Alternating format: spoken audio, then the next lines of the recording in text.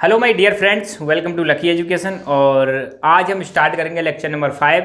और जैसा कि आपको पता है हम पढ़ रहे हैं क्लास 10th की फिजिक्स, और फिजिक्स का चैप्टर अपना चल ही रहा है और चैप्टर का नाम है इलेक्ट्रिसिटी। ये RBSE as well as CBSE दोनों में हेल्प करेगा। और आज का हमारा जो टॉपिक है बहुत ही इंटरेस्टिंग टॉपिक है, बहुत ही ज़बरदस्त टॉपिक है। ये समझना आपको बहुत ज़रूरी है। क्यों? क्योंकि हम जो न्यूमेरिकल्स करेंगे वो न्यूमेरिकल्स में सबसे ज़्यादा काम आने वाला यही टॉपिक है। टॉपिक का नाम है ओम्स लॉ, ओम का नियम। ओम के नियम को हम पढ़ेंगे कि ओम का नियम क्या होता है और इसकी क्या यूटिलिटी है। ये सारी चीज़ें हम समझने की कोशिश करेंगे कि ओम का नियम क्या है और इसकी यूटिलिटी क्या है। सबसे इंपॉर्टेंट है इसकी यूटिलिटी। यूटिलिटी मतलब इसका यूज, कहाँ पर इसका यूज होगा। तो पहली बात तो ध्यान रखना, इस ओम के नियम को देने वाले व्यक्ति थे जर्मन साइंटिस्ट। जर्मन के एक साइंटिस्ट थे सर जॉर्ज ओम। उनका पूरा नाम क्या था?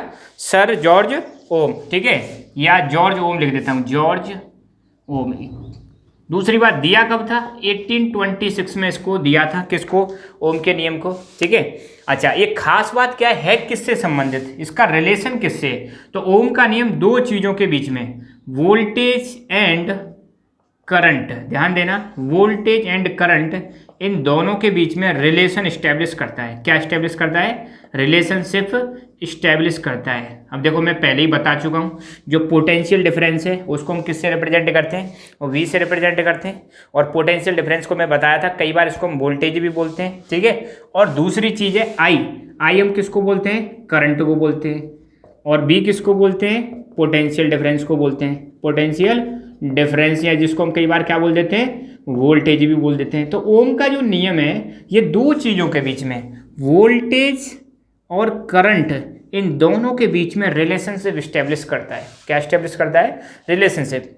अच्छा, इसको जानने से पहले मैं एक बेसिक और समझाता हूँ आपको, छोटी सी चीज़ और समझा देता हूँ। क्या चीज़ समझनी है आपको? डायरेक्टली प्रोपोर्शनल का मतलब। किसका मतलब? Directly proportional. Directly proportional. और एक बताता हूँ मैं आपको, indirectly proportional. I am sure आधे तो आप जानते ही होंगे, और नहीं जानते तो कोई बुराई नहीं है। नहीं आता तो नहीं आता, सिंपल सी बात है। नहीं आता तो भाई नहीं आता, अब सीख लो। तो डायरेक्टली प्रोपोर्शनल और इनडायरेक्टली प्रोपोर्शनल, ये शब्द आपने बहुत ज़्यादा सुने होंगे और इनका मतलब समझते हैं भैया। क्या समझते हैं? मतलब। अब देखो, हमने दो क्वांटिटी ले ली। कितनी क्वांटिटी ले ली? दो क्वांटिटी, ए और बी। यहाँ पर भी एक क्वांटिटी ले ली और ये दूसरी क्वांटिटी ले ली। डायरेक्टली प्रोपोर्शनल में क्या होता है कि जब हम एक चीज़ को बढ़ाते हैं तो दूसरी चीज़ भी बढ़ जाती है। मतलब मैंने ए को बढ़ाया, ए को क्या किया? इंक्रीज किया, तो बी भी बढ़ गई। इसको हम बोलते हैं डायरेक्टली प्रोपोर्शनल। क्या बोलेंगे? Directly proportional. ठीक है। जैसे मान लो अब बाइक चला रहे हो। क्या चला रहे हो? बाइक। बाइक में जैसे जैसे रेस खींचोगे तो बाइक की स्पीड क्या हो जाएगी? बढ़ जाएगी। बाइक हो, कार हो, कुछ भी हो। तो सिंपल सी बात है, जितनी रेस बढ़ाओगे बाइक की या कार की स्पीड उतनी ज़्यादा बढ़ जाएगी। तो दोनों कैसी हैं? Directly proportional. क्या है? Directly proportional. तो डायरेक्टली प्रोपोर्शनल में एक चीज़ को अगर कम करोगे तो दूसरी चीज़ भी क्या हो जाएगी? कम हो जाएगी। एक चीज़ को बढ़ाओगे तो दूसरी चीज़ बढ़ जाएगी। सिंपल सी बात है। अब दूसरी हम बात करते हैं इनडायरेक्टली प्रोपोर्शनल। किसकी बात करते हैं? Indirectly proportional. यहाँ पर अगर एक चीज़ को हम बढ़ा रहे हैं तो दूसरी चीज़ क्या हो जाती है? कम। और एक चीज़ को अगर कम कर रहे हैं तो दूसरी चीज़ क्या हो जाएगी? बढ़ जाएगी। ऐसे समझ लो, मान लो कोई रोड है। ठीक है। अब रोड पर मान लो आप बाइक चला रहे हो। क्या चला रहे हो? अब ये आपकी बाइक हो गई, बाइक चल रही है पॉइंट में। ठीक है। अगर मान लो मैं यहाँ पे एक ब्रेकर लगा दिया। कितना लगाया? एक। तो बाइक जब ब्रेकर के पास जाएगी स्पीड कम हो जाएगी। अब यहाँ पे हम देखेंगे स्पीड और ब्रेकर, इन दोनों के बीच में रिलेशन देखेंगे। अभी ओम के नियम को भूल जाओ, स्पीड और ब्रेकर। अगर मान लो मैंने दो ब्रेकर लगा दिए, 3 ब्रेकर लगा दिए, 4 ब्रेकर लगा दिए, 5 ब्रेकर लगा दिए। अब मतलब जितने ज़्यादा ब्रेकर होते चले जाएंगे हमारी स्पीड क्या हो जाएगी? उतनी कम हो जाएगी। मतलब यहाँ पे ब्रेकर की संख्या बढ़ रही है, स्पीड की संख्या क्या हो जाएगी? स्पीड क्या हो जाएगी? सॉरी, कम हो जाएगी। अगर ब्रेकर कम कर दो तो स्पीड क्या हो जाएगी? हमारी बढ़ जाएगी। सिंपल सी बात है। या मान लो आप ऐसे समझ लो, खाना खा रहे हो। खाना खा रहे हो, what are you eating? Food. कुछ आपकी फेवरेट चीज़ खा रहे हो, तो वो चीज़ जैसे जैसे खाते जाओगे तो भूख वैसे वैसे क्या होती चली जाएगी? कम होती चली जाएगी। तो खाना बढ़ रहा है, मतलब एक चीज़ बढ़ रही है और भूख क्या हो रही है? आपकी कम हो रही है। समझ रहे हैं। तो इनडायरेक्टली प्रोपोर्शनल में क्या होता है, एक चीज बढ़ती है दूसरी चीज घटती है। डायरेक्टली प्रोपोर्शनल में क्या होगा, एक चीज भी बढ़ेगी दूसरी चीज भी बढ़ेगी, एक कम होगी तो दूसरी भी कम होगी। अच्छा, इनको बताते कैसे हैं, ए और बी अगर डायरेक्टली प्रोपोर्शनल है तो इसको हम बताएंगे ए प्रोपोर्शनल डायरेक्टली प्रोपोर्शनल बी, ऐसे करके इनको बताया जाता है। इनडायरेक्टली प्रोपोर्शनल को कैसे दिखाया जाता है, ए इनडायरेक्टली प्रोपोर्शनल बी, मतलब 1/, में कर देंगे, सिंपल सी बात है। ऐसा अगर कहीं दिखे तो समझ लेना दोनों क्वांटिटी कैसी हैं, इनडायरेक्टली प्रोपोर्शनल है। ऐसा अगर आपको कहीं दिखे समझ लेना कैसी है, directly proportional. I hope it is clear कि डायरेक्टली प्रोपोर्शनल क्या होता है, इनडायरेक्टली। बहुत ज़्यादा काम में आने वाली चीज़ है, बहुत ही बेसिक से, यह आना हमें बहुत ज़रूरी है। आई होप ये चीज़ आपको समझ में आ गई होगी। तो इसको देखो एक बार, नोट डाउन करो, फिर इसके बाद हम बताते हैं, आगे बढ़ते हैं। तो अभी हमने देखा डायरेक्टली प्रोपोर्शनल क्या होता है, इनडायरेक्टली, ठीक है। अब ये काम आएगा, मैं बताऊंगा आपको। तो फिलहाल वापस आते हैं ओम का नियम। तो मैंने बताया था ओम का जो नियम है, ये जर्मनी के एक साइंटिस्ट डॉक्टर जॉर्ज ओम, इन्होंने दिया था। कब दिया था, 1826 में दिया था। क्या स्टेब्लिश करता है, रिलेशन स्टेब्लिश करता है किस किस के बीच में, पोटेंशियल डिफरेंस और करंट के बीच में रिलेशन स्टेब्लिश करता है। ये कहता है कि पोटेंशियल डिफरेंस एंड करंट ये क्या होते हैं, एक दूसरे के डायरेक्टली प्रोपोर्शनल होते हैं। क्या होते हैं, डायरेक्टली प्रोपोर्शनल। और जब हम इस प्रोपोर्शनल वाले साइन को हटाते हैं तो इसकी जगह पे हम यूज करते हैं कॉन्स्टेंट। आर क्या है, एक कॉन्स्टेंट है, और इस आर को हम बोलते हैं रजिस्टेंस। हालांकि मैं इसको और समझाऊंगा डेप्थ में, टेंशन मत लो। तो ये मैं बता रहा हूँ कि ये दो चीज़ों के बीच में रिलेशन स्टेब्लिश कर रहा है, दो quantity, potential difference and current. और ये कह रहा है कि ये दोनों चीज़ें कैसी हैं, ये दोनों चीज़ें हैं आपकी कांस्टेंट, सॉरी ये दोनों चीज़ें आपकी डायरेक्टली प्रोपोर्शनल। और जब हम प्रोपोर्शनल साइन को हटा दें तो उसकी जगह पे कोई कांस्टेंट यूज करते हैं। तो यहाँ पे कांस्टेंट हम आर यूज कर रहे हैं, तो इस आर को हम बोलते हैं रजिस्टेंस। और मैंने बताया था कि रजिस्टेंस क्या होता है, जो करंट के फ्लो में बाधा उत्पन्न करे, जो करंट के फ्लो को रोके, जो करंट के फ्लो में रजिस्ट करे, उसको हम क्या बोलते हैं, रजिस्टेंस बोलते हैं। और रजिस्टेंस का मैंने आपको कल सिंबल भी बताया था, ये क्या होता है, रजिस्टेंस होता है, ठीक है। तो इससे एक फॉर्मूला निकल के आ जाएगा, एक फॉर्मूला तो हो गया V बराबर आर आई, और इससे अब 3-4 फॉर्मूले निकल के आ जाएंगे। जैसे हमें आर निकालना है तो आर बराबर क्या हो जाएगा, V/I। हमें आई निकालना है, आई बराबर क्या हो जाएगा, V/R। अब कई सारे न्यूमेरिकल्स करेंगे, ठीक है।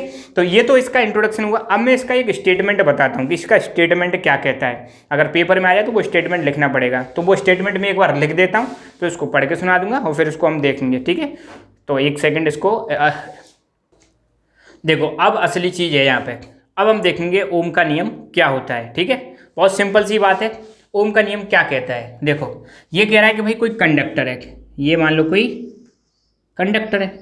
और पहले ही लेक्चर में जब मैंने इंट्रोडक्शन दिया था इलेक्ट्रिसिटी का, पहली चीज़ में पहले ही दिन बताया था कि कंडक्टर क्या होता है, कंडक्टर क्या होता है, सेमीकंडक्टर क्या होता है, इंसुलेटर क्या होता है, ये सारी चीज़ें मैं एक्सप्लेन कर चुका हूँ। मैं दोबारा बता रहा हूँ, कंडक्टर क्या होता है, ऐसा मटेरियल जिसमें से इलेक्ट्रिसिटी फ्लो कर सके, ऐसा मटेरियल जिसमें से करंट फ्लो कर सके, उसको हम क्या बोलते हैं, कंडक्टर।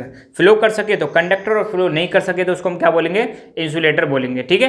तो ये मान लो कोई कंडक्टर है। अब घर में हमारे में जो तार होते हैं वो क्या होते हैं, कंडक्टर ही होते हैं भाई। उसमें से क्या फ्लो कर रही है, इलेक्ट्रिसिटी फ्लो कर रही है।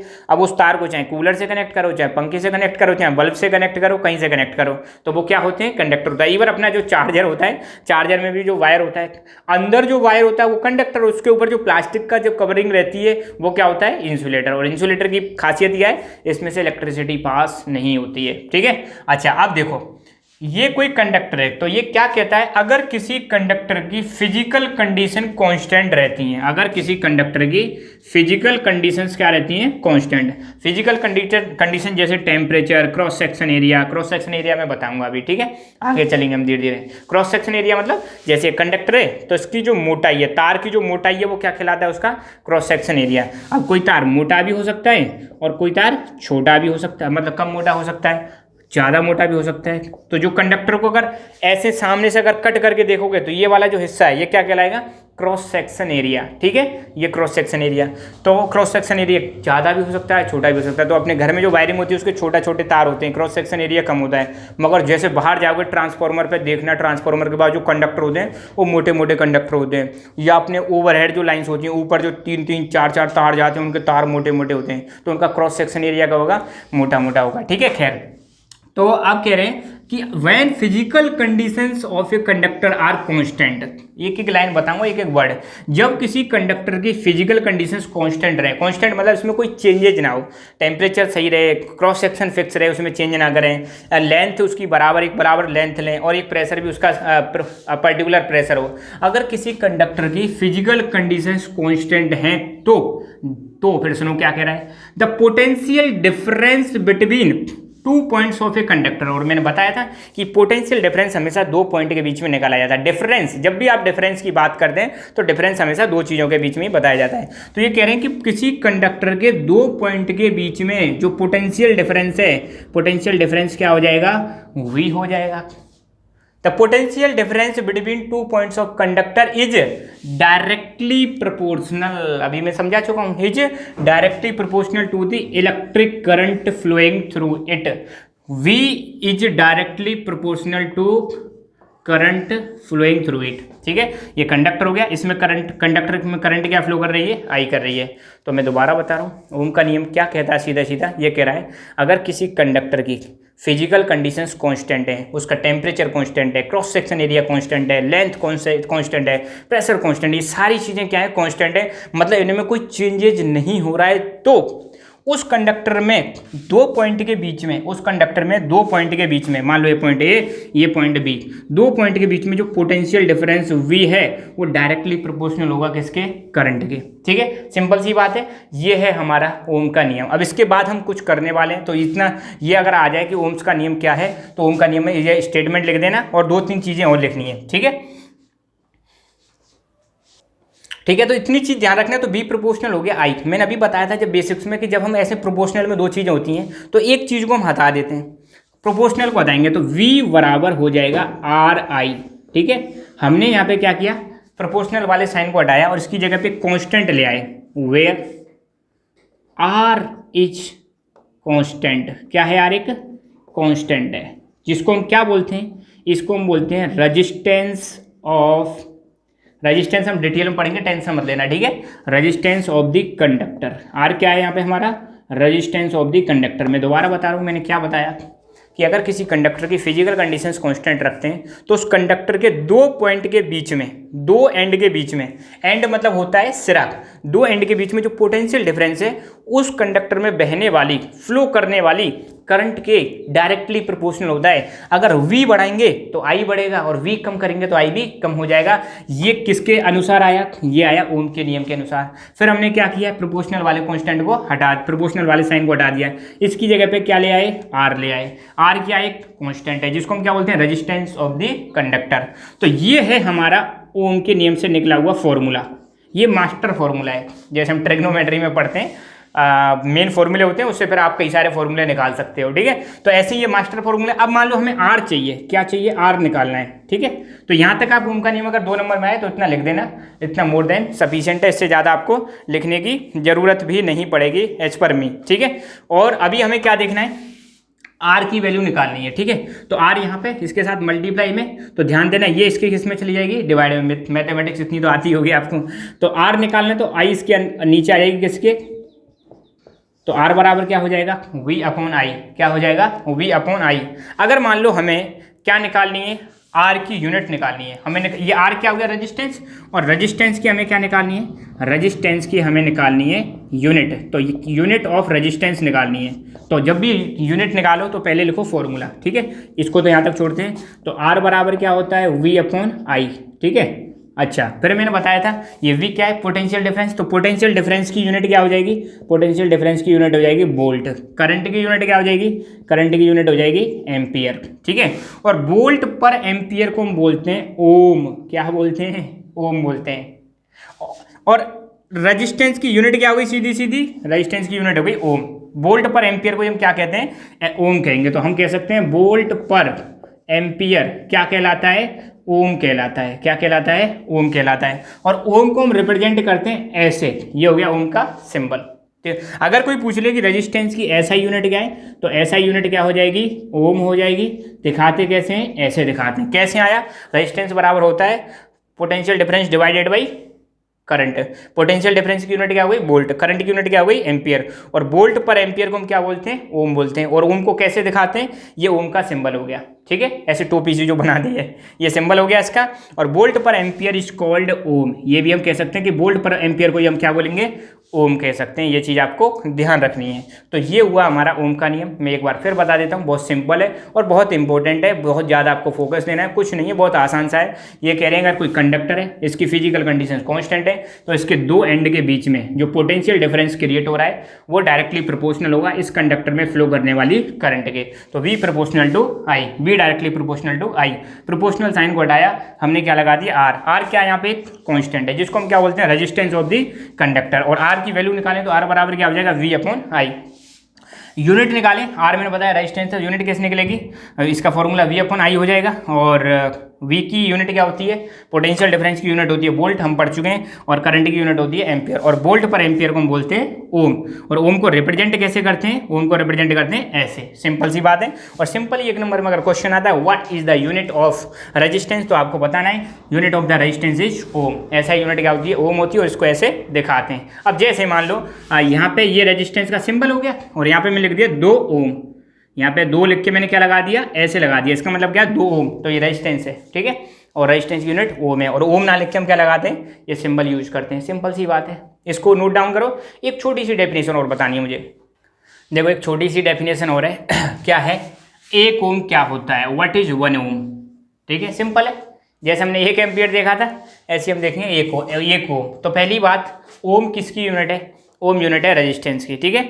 और हमें पता है ओम के नियम से अभी हमने देखा था R बराबर होता है V/I, क्या होता है, V/I। तो 1 ओम क्या होगा, अगर मान लो मैं पोटेंशियल डिफरेंस की वैल्यू कितना रख देता हूँ, 1 वोल्ट रख देता हूँ, और करंट की वैल्यू कितना रख देता हूँ, 1 एम्पियर रख देता हूँ, तो 1/1 क्या हो जाएगा, 1। तो रेजिस्टेंस की वैल्यू कितनी आ जाएगी, 1 ओम। इसको अगर हम लैंग्वेज में देखें तो क्या हो जाएगा, if current of 1 ampere flows through a conductor, मान लो ये कोई कंडक्टर है, इस कंडक्टर में 1 एम्पियर की क्या कर रही है, करंट फ्लो कर रही है, produces the potential difference of 1 volt. मान लो ये पोटेंशियल डिफरेंस कितना क्रिएट कर रही है, 1 वोल्ट का पोटेंशियल डिफरेंस क्रिएट कर रही है। तो रेजिस्टेंस ऑफ द कंडक्टर, इस कंडक्टर का, ये मान लो ए बी कोई कंडक्टर है, इस रेजिस्टेंस क्या हो जाएगा इसका, 1 ओम। सिंपल सी बात है। अगर किसी कंडक्टर में 1 एम्पियर करंट फ्लो कर रही है, जिसकी वजह से 1 वोल्टेज का पोटेंशियल डिफरेंस क्रिएट हो रहा है, तो इस कंडक्टर का रेजिस्टेंस क्या होगा, 1 ओम होगा। ये होती है सिंपल सी डेफिनेशन किसकी, 1 ओम की, ठीक है। तो R बराबर V/I, दोनों में 1 1 रख दो तो क्या आ जाएगा, 1 ओम आ जाएगा। तो यहाँ आज हमने देखा कि ओम का नियम क्या है, ओम के नियम का स्टेटमेंट देखा, ओम की हमने नियम की उसकी डेरिवेशन देखी, तो 2 नंबर में आ सकता है, बहुत इंपॉर्टेंट है। अब हम इसका एक टॉपिक और आएगा, experimental verification of Ohm's law, वो हम एक अलग वाले टॉपिक में करेंगे, ठीक है। फिलहाल अब तक के लिए इतना ही, ठीक है। So thank you so much, keep learning, keep enjoying, and God bless you all. जय हिंद, जय भारत।